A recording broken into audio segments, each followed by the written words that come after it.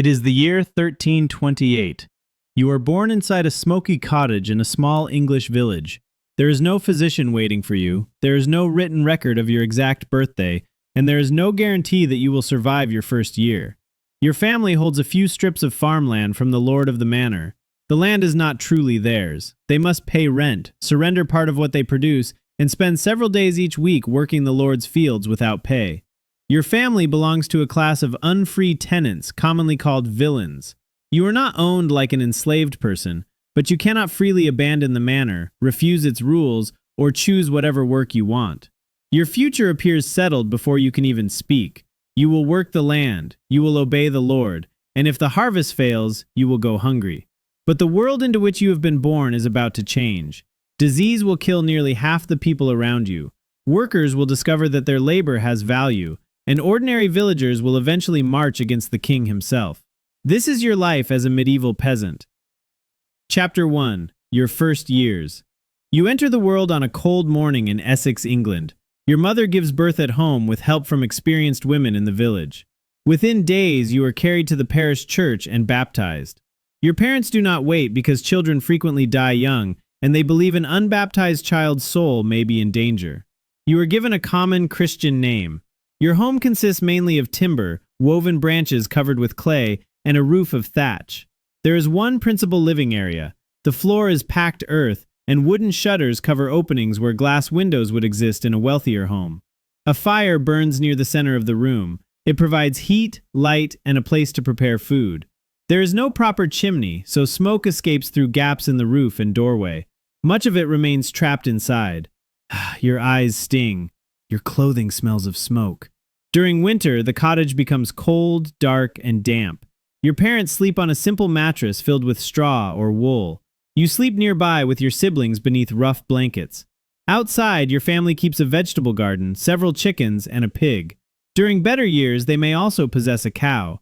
These animals provide eggs, milk, manure, food, and something valuable enough to sell during an emergency. You survive infancy. Several children born in the village during the same year do not. A fever, infected cut, chest illness, or contaminated meal can become fatal. There are no antibiotics. There are no vaccinations. There is no hospital waiting nearby. Reaching your 5th birthday is your first victory. Chapter 2. Childhood ends early. At 5 years old, you are already expected to help. You gather sticks for the fire. You chase birds away from planted seed. You collect eggs, pull weeds, carry water, and watch the family's animals.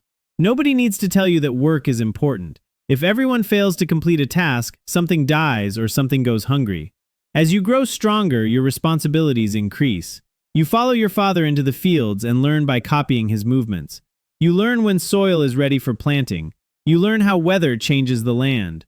You learn to recognize an animal becoming sick before it collapses. You will probably never attend a formal school. You cannot read the documents that determine your family's rent and obligations. The manor clerk could write your name beside a debt, and you would have no way to examine it yourself.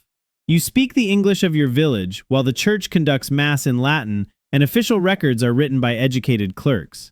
You still understand the world around you. You know every path, stream, boundary marker, and family in the village. You know which plants are useful and which may be dangerous. You know when the church bells announce worship, death, celebration, or an approaching threat. Religion shapes the entire year. You attend Mass, observe Lent, celebrate feast days, and pray for protection from sickness, storms, hunger, and death. Sunday and numerous holy days provide breaks from ordinary field labor. There are also weddings, markets, music, games, shared meals, and evenings spent drinking ale and exchanging stories. Your life is difficult, but it is not without happiness. Chapter 3. Working the manor. By the time you reach 12, you perform increasingly heavy work. Your family does not farm one large field. Instead, it holds narrow strips scattered throughout the village's open fields. One strip may contain good soil, another may flood, a third might barely produce enough grain to justify planting. Spreading the strips reduces the chance that one disaster will destroy everything. It also means walking constantly between them. In early spring, you guide oxen while a heavy plow cuts through the earth. You break apart soil, spread manure, repair fences, and plant crops. Your village grows wheat, barley, oats, peas, and other foods suited to the local land. During summer, you remove weeds, cut hay, maintain tools, and care for livestock. Then harvest arrives. For several weeks, nearly everyone enters the fields. Men cut grain with sickles and scythes. Women gather and bind it. Children collect whatever falls behind. A storm at the wrong moment could destroy months of work, so the village continues from early morning until the light disappears. After harvest comes threshing. Grain must be separated, stored, and protected from moisture, insects, and animals. The family also gathers fuel and decides which livestock can be fed through winter. Animals that cannot be supported are slaughtered and preserved. Your meals depend on the season. Most days you eat pottage, a thick mixture of grain, peas, vegetables, and whatever else is available. You eat coarse bread made from rye, barley, or mixed grains. You drink water and ale. Ale provides additional calories and can be brewed inside the household. Cheese, eggs, fish, or bacon occasionally improve the meal. Fresh meat is not part of every dinner. If the harvest is strong, you have enough food to survive winter. If it is weak, every serving becomes smaller. Hunger begins long before starvation. First, the bread becomes thinner. Then the family kills an animal it intended to keep. Then the seed reserved for next year begins to look like food. Chapter 4. You do not own your life. Your family works its own strips, but it also owes labor to the Lord. On assigned days, you work the manor's private land rather than your family's crops. During the busiest parts of the agricultural year, that obligation becomes especially painful. The Lord's grain may need harvesting on the same day your family's crop is ready. If you save your own field first, you may be fined. If you work for the Lord, rain could destroy the grain your family needs. You also owe rent and various manorial fees. A portion of the harvest supports the church. Additional taxes may be demanded by the king. You may never meet the Lord personally. He could own several estates and leave daily control to a steward or bailiff. Those officials enforce the manor's rules. The manor court deals with unpaid rent, damaged fences, arguments, inheritance, unauthorized brewing, stray animals, and violations of local customs. When a tenant dies, the Lord may demand a death payment before allowing the family to inherit the holding. Even death can produce another fee. You are not completely powerless. Villagers testify for one another, settle disputes, preserve local customs, and sometimes resist demands collectively. The Lord also depends upon the village. Without peasants, his fields remain empty and his income disappears. But there are many peasants and only so much land. For now, you are replaceable. Chapter 5. The Great Pestilence. In 1348, when you are 20 years old, frightening stories begin reaching Essex. A terrible disease has entered England. Travelers claim entire households are dying. Some people blame poisoned air. Others believe the illness is punishment from God. Nobody in your village understands bacteria or the networks through which plague spreads. The disease moves closer. During the winter of 1348 and into 1349, it reaches communities across southern England. Then, someone in your village becomes sick. The victim develops a fever and terrible weakness. Painful swellings appear beneath the arms or around the groin and neck. Dark patches form beneath the skin. Within days, the person is dead. Then another villager becomes sick. Then an entire household. There is no effective treatment. A wealthy patient might summon a physician who recommends herbs, bleeding, or other remedies. You have prayer, traditional treatments, and help from neighbors who risk becoming sick themselves. The church bell begins ringing for the dead. At first, every death shocks the village. Then the bell rings so often that people stop asking who has died. Your father develops a fever. Soon the swellings appear. You place water beside him and attempt to keep him comfortable. Nothing works. He dies within days. Your younger sister follows him. The village priest visits the sick until he also disappears from the church. There are not enough healthy people to care for everyone. There are not enough workers to tend the fields. There are barely enough people to bury the dead. You survive. Perhaps you are never infected. Perhaps your body resists the illness. Nobody can explain why one person lives while everyone sleeping beside them dies. Across England, the Black Death kills somewhere between a third and half of the population. When the first outbreak finally retreats, your village feels empty. Doors hang open. Fields remain untouched. Whole families have vanished. You have survived one of the deadliest catastrophes in human history, but the world you knew is gone. Chapter 6. Everything changes. Before the plague, workers were plentiful and land was scarce. Now there is more available land than people capable of farming it. The Lord still owns the manor, but ownership means little when nobody remains to work. Surviving laborers begin demanding higher wages. Some abandon their old manors and travel to places offering better terms.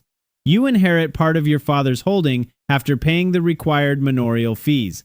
You also begin taking paid work on neighboring estates. For the first time, landowners compete for your labor. The government attempts to stop this. In 1349, the king issues the Ordinance of Laborers.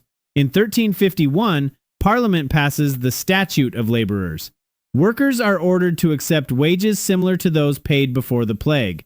Employers are forbidden from offering more. Laborers are discouraged from traveling to find better opportunities. But laws cannot create workers who no longer exist. If one landowner refuses your demands, another may quietly pay them. The rules are enforced in some places and ignored in others. You remain a peasant. You have not become wealthy. But you can earn more coins, obtain additional land, and place better food on your table. Your labor has always been essential. Now the ruling class has finally discovered its price. Chapter 7. Marriage and Family. In your mid-20s, you marry a woman from a nearby village. There is no enormous castle wedding. You exchange vows, receive a blessing, and celebrate with whatever food and ale your families can provide. Because you remain an unfree tenant, the marriage may result in another payment to the manor. You establish a household together. Your wife's labor is essential. She maintains the garden, prepares meals, brews ale, spins thread, repairs clothing, cares for animals, and works in the fields during busy seasons. She completes these tasks while giving birth and raising children. You have several children. One dies during infancy. The grief is real, even if childhood death is common. The surviving children begin helping as soon as they are able. Your home slowly acquires more possessions. An iron cooking pot, a wooden chest, additional blankets, perhaps another animal. These objects would look insignificant inside a noble household. To your family, they represent years of labor. The plague returns in smaller outbreaks. Each rumor creates panic. You watch your children for signs of fever. You remember your father's final days. The disease never again destroys England as completely as it did in 1348 and 1349, but it remains part of your world. Chapter 8. Freedom has limits. By the 1370s, you are approaching 50. You hold more land than your father did. Some of your old labor obligations have been converted into cash payments. Your children can imagine leaving the village for paid work. Serfdom has not disappeared, but it is weakening. Landowners dislike these changes. The government continues attempting to control wages and worker movement. Meanwhile, England's war against France consumes enormous amounts of money. The government needs revenue. In 1377, it imposes a poll tax. Another follows in 1379. Then comes a third tax in 1380, collected during the following year. Almost every person over 15 is expected to pay 12 pence. For a wealthy lord, 12 pence is manageable. For a working family with several taxable members, it can represent a devastating demand. Many villagers refuse to pay. Others hide family members from the official count. Communities deliberately report fewer people than actually live there. The government notices the missing money. Investigators are sent to collect it. Chapter 9. The Peasants Rise. It is 1381. You are 53 years old. Royal officials arrive in Essex to investigate unpaid taxes. Villagers insist that they have already paid everything owed. The officials threaten punishment. The confrontation turns violent. Resistance spreads from one community to another. People who have spent their lives obeying manor courts begin destroying the documents that record debts, labor obligations, and unfree status. Prisons are opened. Government officials are attacked. The rebellion spreads across Essex and Kent. Its participants are not only agricultural laborers. Craftsmen, small landholders, village officials, tradesmen, and townspeople join them. A radical priest named John Ball argues that all people descend from the same first parents. His supporters repeat a dangerous question. When Adam delved and Eve span, who was then the gentleman? If everyone shares the same origin, why should one person be born a lord while another is born to serve? The rebels begin marching toward London. You must decide whether to join them. You have a wife. You have children. If the rebellion fails, you could be imprisoned or executed. But you also remember every unpaid day spent on the Lord's land.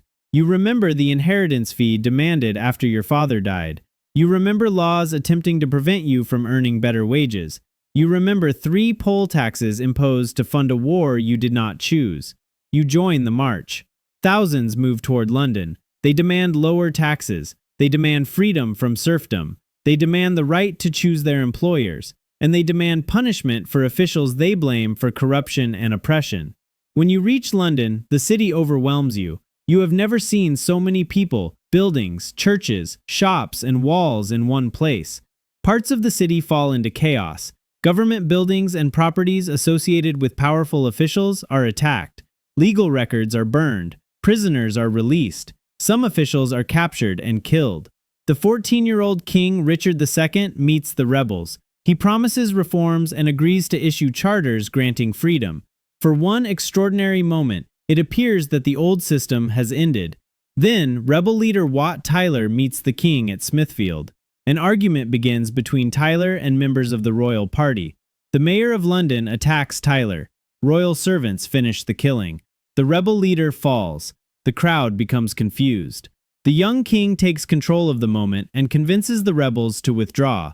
Many believe his promises will still be honored. They are wrong. Once the government regains control, the promised charters are revoked. The king declares that the peasants will remain under their lords. Rebel leaders are hunted down. John Ball is captured and executed. Other participants are imprisoned or killed. You return to your village before anyone identifies you as one of the marchers. For several weeks, you expect soldiers to appear at your door. They never do. You have survived the rebellion, but it has failed to deliver immediate freedom. Chapter 10. Your Final Years. Life returns to its familiar rhythm. You plant, you harvest, you repair the cottage. You watch your children establish lives of their own. The revolt did not abolish serfdom in 1381, but the old system continues declining. Labor remains valuable. Landowners increasingly accept cash rent instead of compulsory work. Some peasants purchase their freedom. Others simply leave and discover that lords lack the resources to bring everyone back. The government does not impose another poll tax like the one that triggered the uprising. Your children possess choices that did not exist when you were born. They are still poor, they still work hard, but their lives are less tightly controlled by the manor. You live into your 60s. This does not mean every medieval person normally died at 30. Average life expectancy is dragged downward by the enormous number of children who die young, along with disease, childbirth, accidents, famine, and catastrophes such as the Black Death. Someone who survives childhood can live much longer. Your survival is still remarkable. You outlive your parents, several siblings, many childhood friends, and nearly half the village that existed before the plague. Eventually, your body can no longer manage the work. Your sons perform the heaviest tasks. You tend the garden, repair tools, watch animals, and teach your grandchildren the skills your father taught you. Then, during another winter, you become sick. There is no dramatic final battle. You die inside the same kind of cottage in which you were born. Your family carries you to the parish churchyard. There is no stone monument displaying your achievements. Your name may survive only inside a manor court record noting the transfer of your holding. A few lines of faded writing. Nothing explaining the life behind them. You never become a knight. You never own a castle. You never command an army. But you survive hunger, compulsory labor, the Black Death, recurring disease, royal taxes, and a rebellion that shakes England. History remembers kings, nobles, and rebel leaders. It rarely remembers the people who planted the grain, baked the bread, raised the children, buried the dead, and kept the country alive. That person is you. This was your life as a medieval peasant. Would you have survived? And when the rebels marched toward London, Would you have joined them or remained home with your family? Tell me below.